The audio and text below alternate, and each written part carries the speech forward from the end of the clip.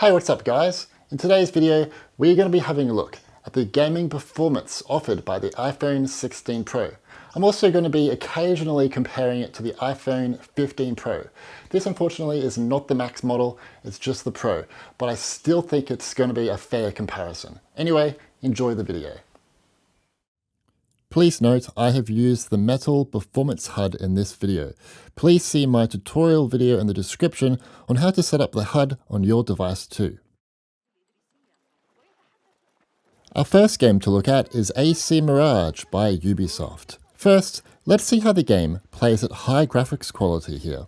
The resolution is always 1398 by 645 with 3.0 times scaling and 30 FPS on iPhone 16 Pro Max, regardless of the graphics quality you choose.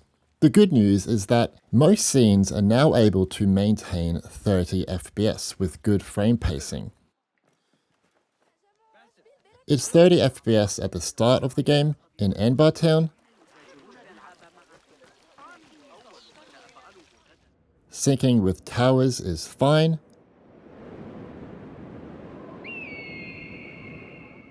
Using the bird in the sky in Habia is locked to 30. Exploring Habia hits 30. Cutscenes appear to have no issues. Servants, prepare a glass of date juice on ice and serve it with a plate of honeyed bread and pomegranates.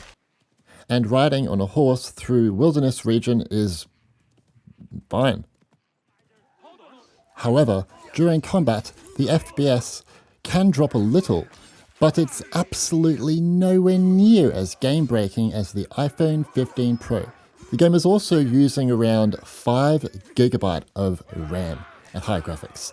This is probably not good, as the device might crash if it uses like 6 GB or more, although I saw no crashes in my playtime.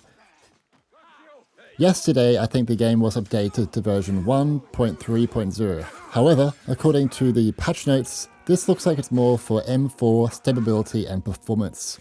So hopefully Ubisoft can look into improving the iPhone version a little bit more. But how hot did this massive AAA game get on my iPhone 16 Pro Max? The max outside surface temperature I saw was 44.3 degrees, and on my iPhone 15 Pro it was 49.7 degrees. I imagine if a 60 FPS toggle was in-game, the temp would be so much worse. Up next we have Death Stranding by Kojima. By default the game runs at 1561 by 720, 30 FPS and mostly low graphics, and I strongly believe Metal Effects is on temporal and performance mode. You are unable to change any graphical settings within the game, but you can adjust the settings preference file by connecting your iPhone or iPad to a Mac, which I have done later in the video, and you can see that later. Anyway, at default settings, the performance is dramatically better now compared to the previous iPhone 15 Pro models, and the game is mostly able to hit the 30 FPS target in the scenes I tested. Fantastic. Walking from Way Station west of Capital Knot City to Distribution Center west of Capital Knot City is locked to 30, for example. Sometimes there are random stutters, but without access to the HUD, you're not going to notice this. During BT encounters, the FPS can drop a little down to like 27 FPS, but it's not terrible.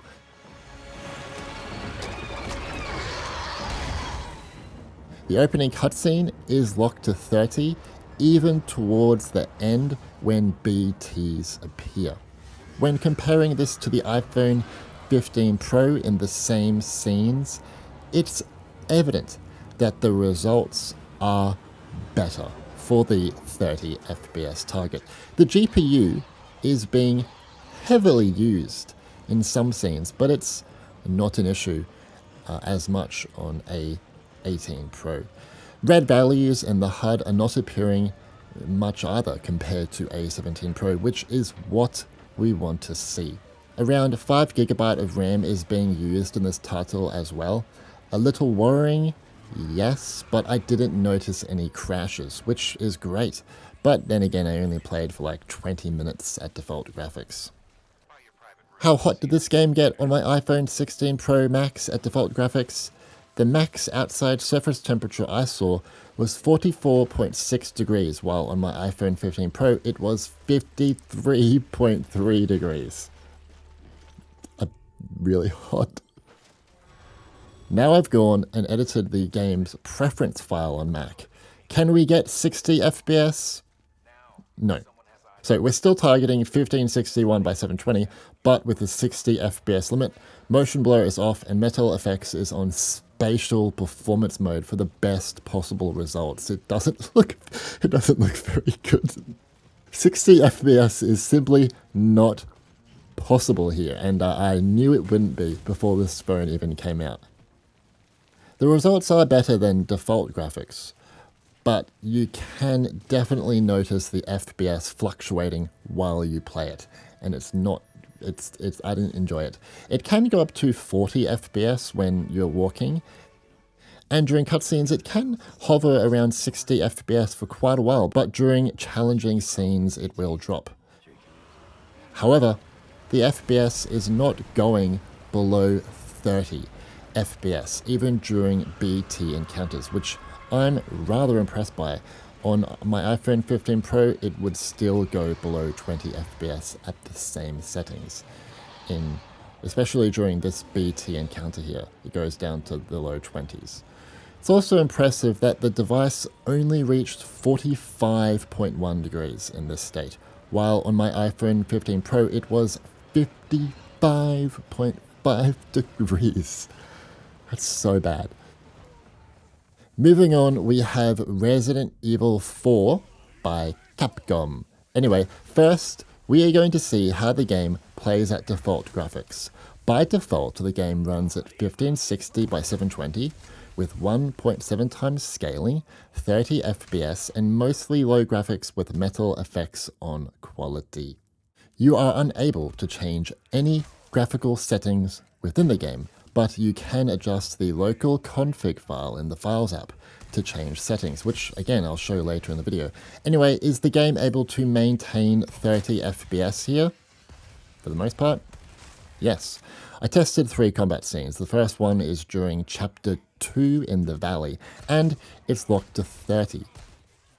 Next, in Chapter 3 in the Fish Farm, it stays on 30. Finally, in Chapter 10, it dropped to 28 FPS on my way to the antechamber. But once inside this room and I was shooting things, it was locked to 30. This scene right here in the antechamber looks to use a great deal of the GPU as indicated by the HUD, but FPS was not impacted.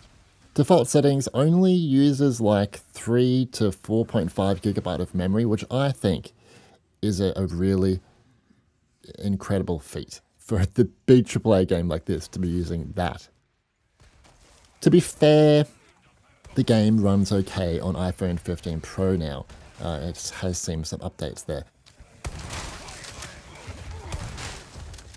The biggest issue is that on that device's chip, the FPS tanks dramatically when you snipe, and the data in the HUD, it goes crazy for the GPU. I have no idea why this specific thing is so expensive in terms of performance.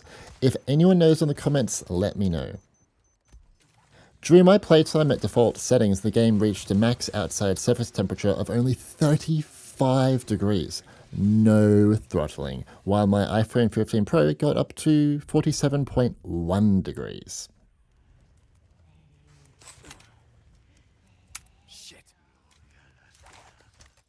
Next, I've modded the game using the Files app on my phone, and I'm playing at Prioritize Performance preset, 60 FPS, and I've put metal effects to quality.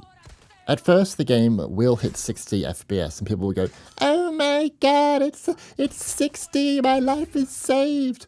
Calm down. Then suddenly the FPS will drop quite a bit, and it's never really locked 60 FPS, and anyone that says it does is incredibly misleading. I did find it impressive that the outside surface temperature only went up to 38.2 degrees when playing like this. That's really cool, while on my iPhone 15 Pro it reached 55.8 degrees. Gosh. I think Capcom and Apple should work together to make this game play at higher settings in the future on iPhone 16 Pro models with a 30 FPS target, as it's evident it runs quite a bit better now compared to the previous phone. I believe in you. Another Resident Evil title, Village.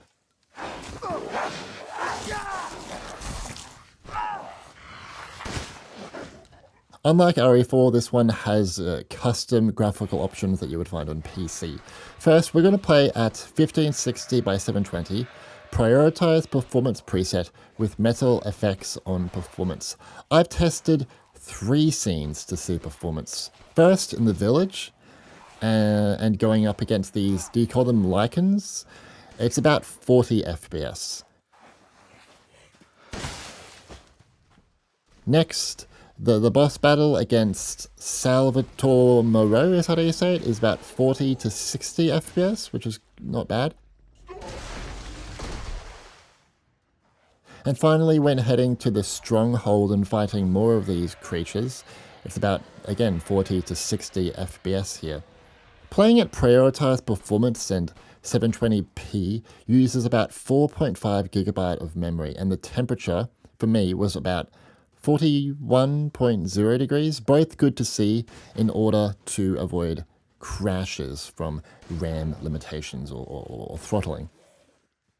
It looks like the A18 Pro chip provides about 5 to 10 plus FPS in some scenes compared to the A17 Pro as well.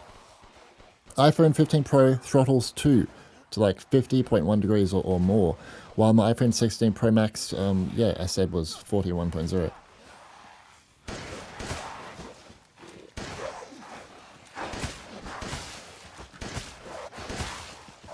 Next, I'm going to see how the game plays at higher graphics and see if it's a bad idea. This is still 1560 by 720, but balanced preset with metal effects on quality. The problem with playing at higher graphics is that more memory is used. It looks like once the game hits 6 gigabyte of memory, it closes for safety. The same thing happens on iPhone 15 Pro models. Both have only 8 gigabyte of memory, and all this is a good indication that Apple really need to add more memory to the next iPhone, or limit what graphical options are available in these games, like in RE4 and Death Stranding. Otherwise, people are going to experience crashes because they don't know what they're doing in the settings.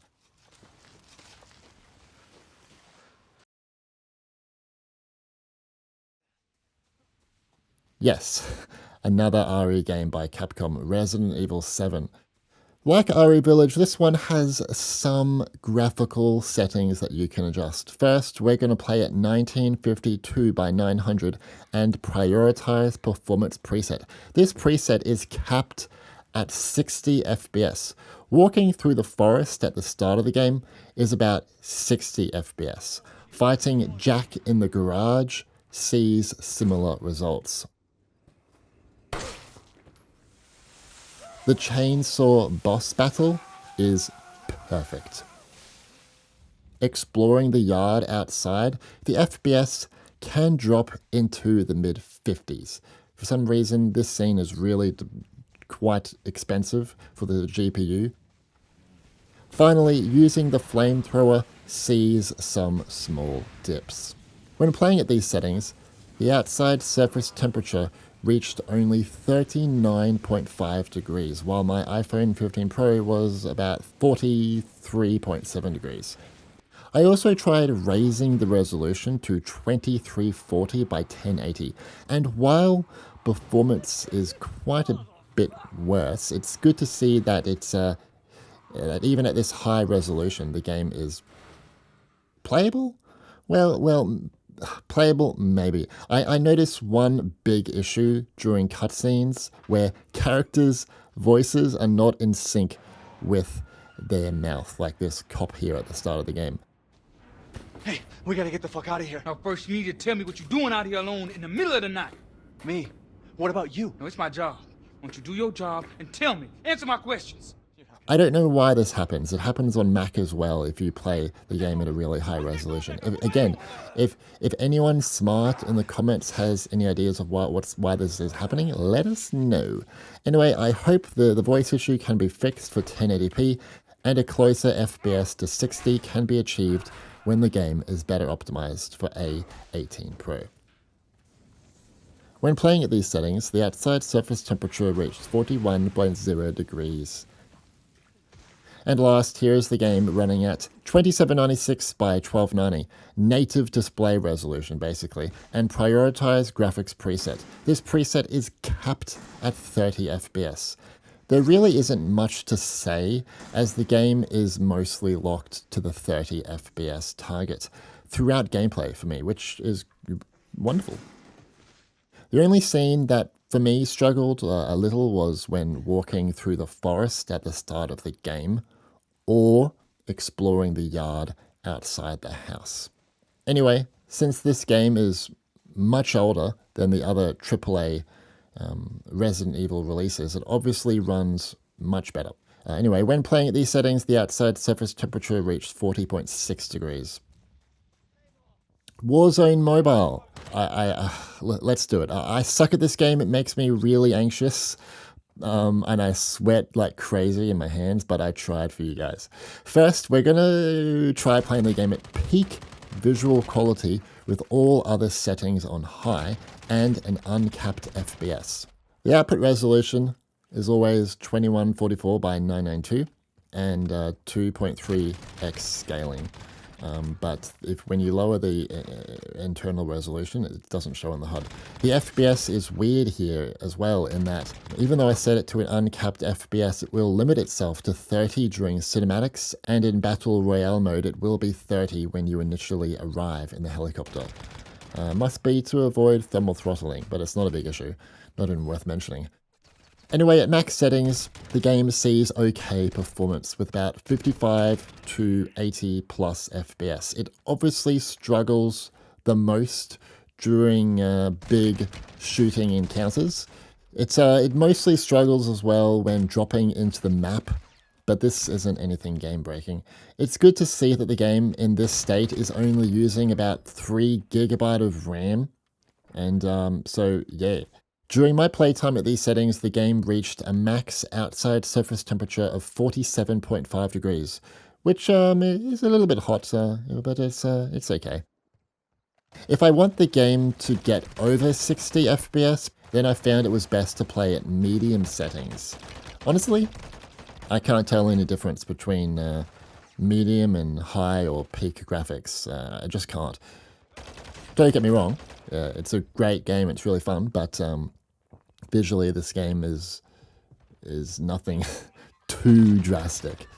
What I would say is that obviously this game hasn't been updated yet for A18 Pro, so maybe wait a few weeks and it will work better maybe, I don't know.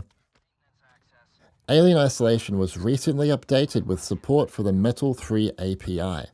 I've noticed, thanks to the Metal Performance HUD, it now runs at high resolutions on modern devices. First, let's see how the game plays at Performance Mode. Performance Mode runs at 2097 by 969, 60 FPS and slightly lower video settings. Feral's ports are fantastic, and it's great to see that the game is able to maintain the 60 FPS target most of the time, even after extremely long play sessions. My device got up to 49.7 degrees in this mode, which is yeah, it's a bit hot. But I don't think that when the FPS drops here, it's because of the device being hot.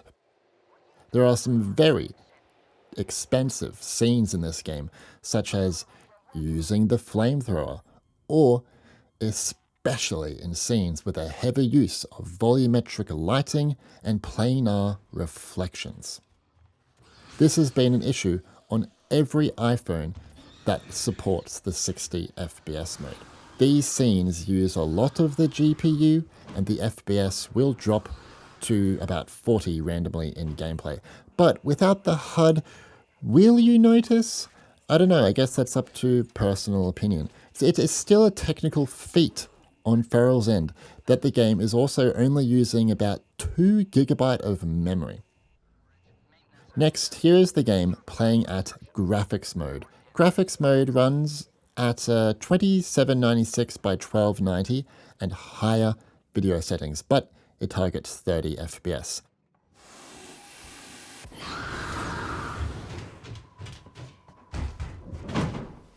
Not much needs to be said with this mode, as it's basically locked to 30 FPS for me. I also think only using up to 2 GB of memory in this state should not be overlooked. That is incredibly impressive, even for the age of this game, I know. On most new devices, this graphics mode has an output resolution of the device's native screen resolution. Hopefully, Feral can add this to the iPhone 16 Pro models in a future update. I know this game is old, but the optimization here is pretty damn awesome. When playing at graphics mode, the outside surface temperature reached 44.0 degrees. Here we have Wreckfest by Handy Games. First, we're going to see how the game plays at max settings and a max FPS limit. Please note on this device, the game is capped at 60 FPS, even at max FPS. It must just be a random bug. I'm also playing at a screen scaling of high. While in the HUD, it shows 2796 by 1290. This is the output resolution. Handy Games told me when the game is running at high, 50% screen scaling is applied, so it's targeting about 1434 by 660. Also, when you put dynamic resolution to quality, it actually turns off dynamic resolution. The performance is great, sticking to 60 FPS throughout gameplay. And the phone doesn't get hot at 36.7 degrees. Insane. The Metal Performance HUD rarely shows red values too, which is a very good sign. I find it impressive that even during big crashes, the FPS does not drop at all. The game only uses up to 1.5 GB of memory too at max graphics. Then again, like Isolation, this game is old, it's from 2014. But I think it's still good to mention the RAM usage, because it's kind of cool if I'm honest. Next, let's take a look at the game, once again running at max settings, but with extreme screen scaling. Now, again, while in the HUD it shows that resolution, that is the output resolution. Handy Games told me when the game is running at extreme screen scaling, it uses 83% screen scaling. So it's targeting about 2380 by 1095, which is a pretty high resolution still. The game clearly looks amazing in this state, but the performance is definitely limited, going anywhere from 40 to 60 FPS. For me, it was noticeable when the FPS drops, because it felt like my car was driving incredibly slowly. If that makes any sense. It's disappointing to see it's not much better than the A18 Pro GPU, but then again, this is a very high resolution for both devices to be trying to pull off with such a high FPS target. So just play at high resolution for a locked 60 FPS. The game still looks gorgeous. Coming up is XCOM 2 by Feral Interactive. First, we're going to see how the game plays at graphics mode. Graphics mode targets higher video settings and is capped at 30 FPS. The game has mixed frame pacing and often goes a little below the 30 FPS target. It's most apparent when shooting at enemies. You will notice it without access to the HUD. The only devices that can be locked to 30 FPS are an M series iPad for this port. It's not the end of the world that the FPS is dropping, as in my opinion XCOM 2 is perfectly playable at a low frame rate. I would happily play this game at 20 FPS. XCOM 2 is very CPU bound, which is why we might see mixed results on iPhone and iPads, or iPads that don't have an M chip. Pretty cool as well that it's only using like 1.2 gigabyte of memory in this mode. My phone didn't throttle, if you wanted to know. It only got up to 35.5 degrees in graphics mode. Now we're going to have a look at how the game plays at performance mode. Performance mode is capped at 40 FPS and lower video settings. It pretty much is locked to this target, but honestly I'm not a fan of the lower graphics mode because the game doesn't look great. I hope in the future Feral Interactive for new iPhone and iPad hardware can improve the graphics for this mode and also provide 60 FPS, but I don't know if that's going to be possible for long play sessions because the device might get really hot, which is why it's probably running at 40. What's also worth mentioning is that no matter the graphical preset you choose in this game, the HUD is always going to show 2868 by 1320. Remember, the Metal HUD tool only reports the final resolution of the back buffer, rather than the various buffers that result in the final frame. I'm 99.9% sure that internal scaling is going on for each mode, but it doesn't show in the HUD. Our last game to look at is GTA San Andreas, the Definitive Edition. First, let's see how the game plays at max resolution with all advanced settings on. The game is always capped at 30 FPS, unfortunately. The output resolution is always as well 1864 by 860 with 2x scaling in this phone, even when lowering the in-game resolution. I only tested the game when riding around on the bike.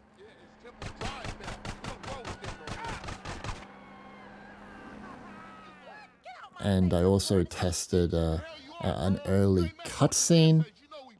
Ain't nothing but a bunch of lowlife. What the fuck are you? At least I got principles. Oh, and I guess that makes you an upstanding American. Carl, tell him. Carl don't tell me shit, as long as he treat her right, disrespect you, and he did. How the hell you gonna say that? Like it's any business of yours. Fuck you, sweet. Oh, shit. Here we go again. And I also stress tested the GPU by absolutely going crazy in a tank and just murdering everyone. It felt fantastic. But as we can see, the frame pacing in this game is absolutely disgusting. It's awful. It's the same story on an M4 iPad Pro. This port is not very good on mobile. And to be fair, it's not very good on any platform. Look at all the red values in the HUD. Just not good. It's also worth noting that the game didn't get hot at only 37.5 degrees. What's interesting is that even at the lowest resolution possible, and with all advanced settings disabled, the frame pacing issues are still around. That being said, I know that it might look bad on paper. Personally, I think people can look past these issues, and they are. Everyone's having fun with these games. You can still enjoy it. The graphics are great for what they are, and I think look better than other platforms, if I'm honest. These games are timeless. They're really fun.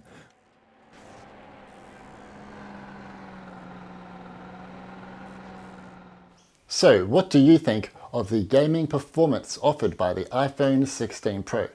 In my opinion, gaming on this device is pretty much what I was hoping to see from the iPhone 15 Pro models. And now you get that on this. So if you were disappointed by the 15 Pro models, then I think you might be more happy with getting this. Is it going to replace your gaming console or your Switch or your, what's that other thing called, the Steam Deck? Probably not. It's not there yet. It might be a few more years still, and I've been saying that for a very long time. But it is a step in the right direction. We need to see many more AAA games on this device, and personally I think Apple and developers should aim at bringing games from the 8th generation of consoles from about, I don't know, 2013 to 2018 maybe. I think those would run a lot better on here compared to the more recent AAA games that Apple has been focusing on, like Death Stranding and Assassin's Creed Mirage and Resident Evil 4. And yeah, we've got evidence of some games doing really well, like RE7 and Alien Isolation and Wreckfest and so forth. So I think that is a good way moving forward. Is Apple going to do that? I have no gosh dang dilly dong dong idea what the heck they're going to be doing. And so yeah, I'm happy with what they do, and I'm disappointed. I'm happy, I'm disappointed. So that's just how it is with the gaming on Apple. It's like whoa, I'm so happy, I'm disappointed, I'm happy, disappointed. So yeah, but one other really good thing to note here is that this machine didn't get like as hot as the iPhone 15 Pro. They have done something new inside this hardware-wise that makes it not get as hot and throttle as bad. It does still throttle sometimes, but not nearly as much. So that is really good, because that is one of the biggest downsides to mobile gaming, is dealing with temperatures, and that's why a lot of games run at 30 frames. And yeah, and that's basically all I have to say. Thank you for watching, and I'll see you guys later. My name's Stewie, and have a good one. Bye.